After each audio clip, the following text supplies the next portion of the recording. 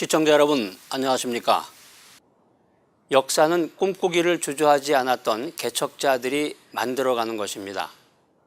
개척 정신을 가진 리더들은 다른 사람들은 불가능하다고 여겨서 감히 시도하지 못했던 일들에 도전하고 또 실험하면서 지평을 넓혀간 사람들입니다.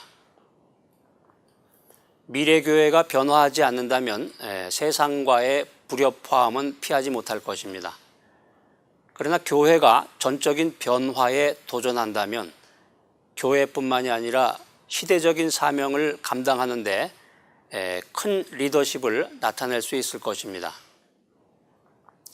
그렇다면 시대를 이끌어가고 있는 혁신적인 트렌드는 무엇일까요? 캐나다 토론토 커넥서스 교회를 설립한 원로 목사이자 저술가로 잘 알려진 캐리 니후프는 다음과 같이 주장하고 있습니다. 첫째로 인터넷 교회의 등장입니다. 미국 교회는 그동안 교회에서 온라인 서비스를 통해서 이미 제공하고 있는 교회 뉴스라든가 SNS 썰먼들을 예전보다 더 창의적으로 또 강력하게 전달하고 있습니다. 미국에서 7, 80년대에 교회에 참석하는 것보다 집에서 TV로 설교를 듣는 것을 더 선호했던 크리스찬들이 증가했던 것처럼 21세기의 인터넷 교회도 그런 역할을 맡고 있습니다. 그런데 한 가지 다른 점은 인터넷 교회를 교회의 대체나 보완으로서 이용하는 기존의 교인들보다는 오히려 교회를 전혀 다니지 않았던 사람들의 이용이 증가했다는 것입니다. 미국 교회들은 점점 더 창의적인 방법으로 기존의 교인이 아닌 일반 대중들과의 첫 만남과 접촉점으로서 인터넷을 기반으로 한 디지털 매체를 활용해서 전도 계획을 모색하고 있습니다. 과거 어느 때보다도 미래의 인터넷 교회는 교회 문턱을 한 번도 넘어보지 못한 많은 사람들에게 활짝 열린 공간이 될 것입니다. 최근에 미국 교회들은 인스타그램을 사용해서 훨씬 더 영상력이 뛰어나고 가독성이 있는 주보를 만들어서 인터넷에 포스트하고 있습니다. 인스타그램의 매달 실사용자 수가 5억 명을 돌파했는데 이 중에 1억 명은 최근 1년 사이에 늘어난 것입니다. 인스타그램에는 매일 평균 9,500만 개의 사진과 영상이 올라옵니다. 자, 교회들이 이제는 과감히 새로운 시대의 테크놀로지를 이용해서 젊은 세대에 접근하는 것이 필요한 시점입니다. 젊은 세대들이 예전보다 교회의 주중 프로그램에 참석률이 현저히 낮아지는 것을 우려하는 목회자들이 많습니다. 그러나 그 세대들을 억지로 교회 주중 프로그램으로 끌어들일 것이 아니라 오히려 그들에게 눈높이로 다가가서 카카오톡이나 인터넷 팟캐스트 등을 통해서 그들의 원하는 방식으로 가스펠을 전해야 하는 시대가 온 것입니다. 설교자들의 설교가 더 줄어들고 있습니다. 최근에 설교자들은 점점 더 소통에는 능해지는 반면에 설교의 빈도수가 줄어들고 있습니다. 얼마 전까지만 해도 설교자들이 한 해 동안에 100에서 150편 정도의 설교를 매주 주일 오전 또 주일 저녁 그리고 수요일 저녁마다 했습니다.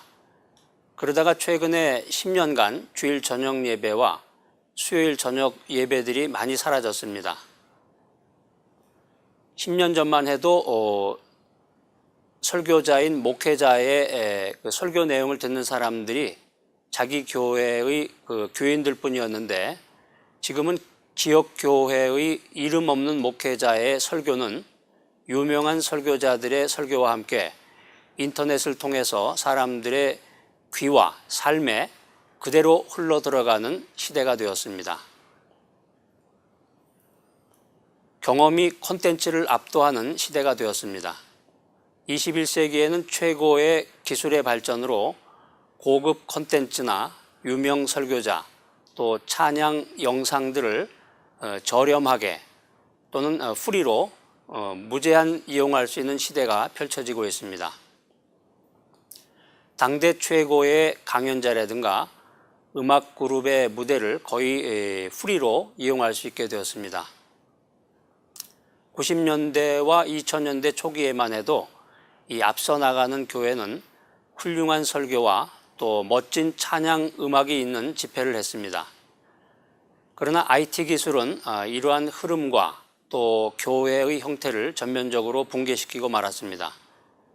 스마트폰은 얼마 전까지만 해도 쉽게 경험할 수 없었던 것들을 이제는 언제 어디서나 보고 경험할 수 있도록 제공할 뿐만 아니라 비용도 아주 저렴합니다. 이제 질 좋은 콘텐츠만으로 승부하는 시대는 지났습니다. 미래 교회에서는 의미 있는 경험이 콘텐츠를 압도할 것입니다. 자, 그렇다면 교회에서의 경험이 중요하다면 무엇이 소중한 경험을 가능하게 할까요?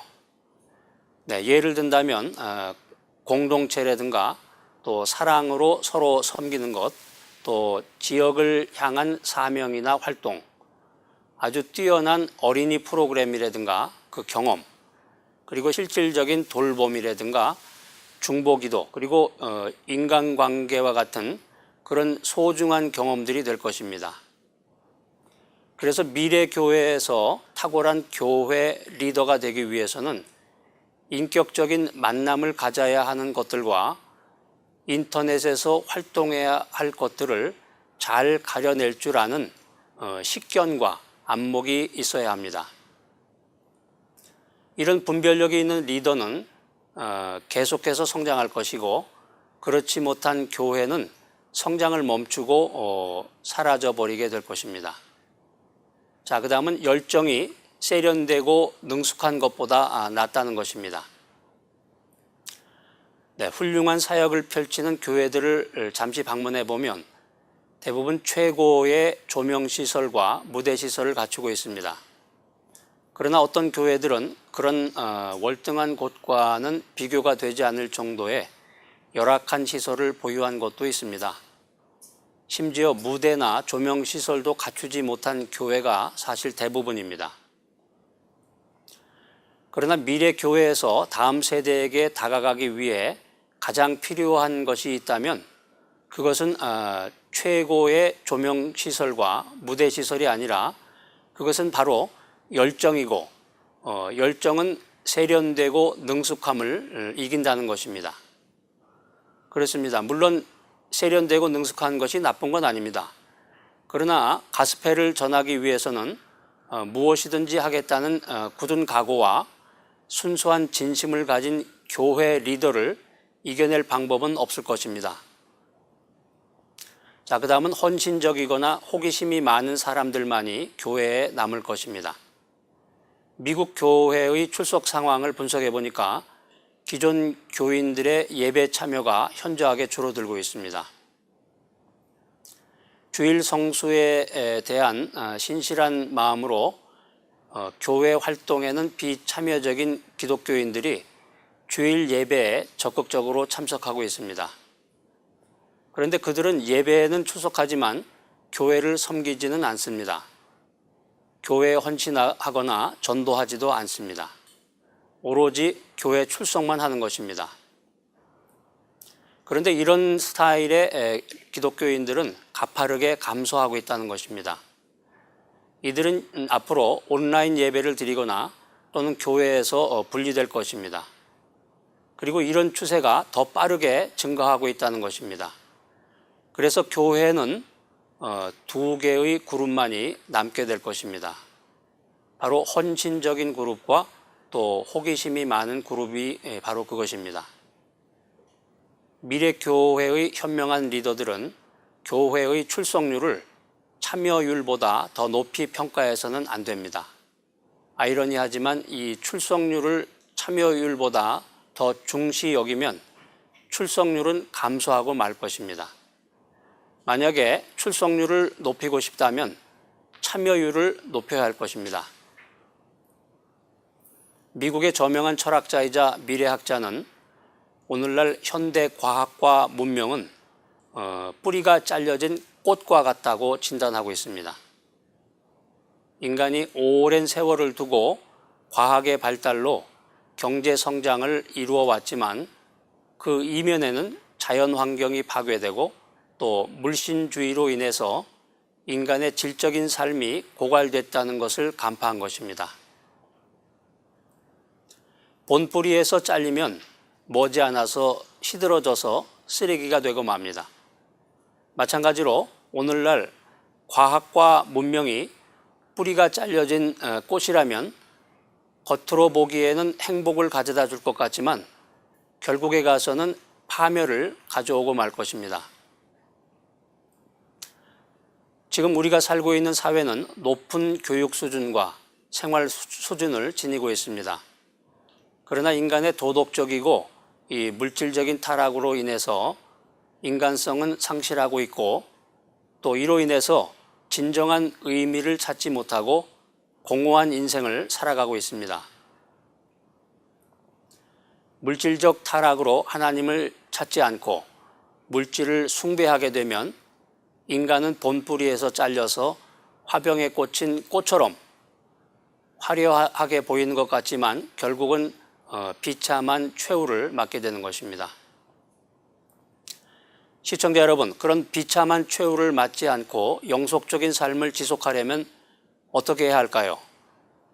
네, 영성을 회복해야 합니다. 타락하고 부패한 세상 속에서 영성을 회복해서 죄로 인해 잃어버린 하나님의 형상을 되찾아야 합니다. 이것을 통해서 삶의 변화와 진정한 행복을 경험하는 여러분 모두가 되시기를 소원합니다.